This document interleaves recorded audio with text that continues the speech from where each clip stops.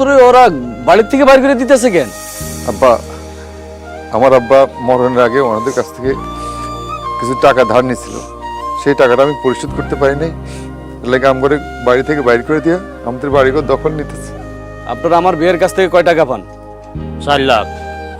জোসনা আমার ফোন করে সবকিছু জানাইছে জামাই বাবাজি। আমি 4 লাখ টাকা সাথে করে নিয়ে আইছি। এই নাও, এই টাকাটা নাও, নিয়া ওই টাকাগুলো আগে মুখের উপর মাইরা অগর বাড়ি থেকে বাইর করে দাও। না না আব্বা, আমার বাবার ঋণের টাকা আপনি কেন দিবেন? আমি এই টাকা নিতে পারবো না। জামাই বাবাজি, তোমার বোনেরা তোমার কাছ থেকে তোমার বাবার সম্পত্তির ভাগ নিছে না? আমার মেয়েও তো আমার কাছে সম্পত্তির ভাগ পাইবো। মনে করো এই টাকাটা আমি আমার মেয়ের সম্পত্তির থেকে দিছি। না আব্বা, আমার বোনেরা আমার বাপের সম্পত্তির ভাগ নিছে, কিন্তু আমি আমার বউয়ের সম্পত্তির ভাগ নিতে চাই না। আমি আপনার এই টাকাটা নিতে পারবো না। আল্লাহর দোহাই লাগে, আপনি আমার মাফ করুন।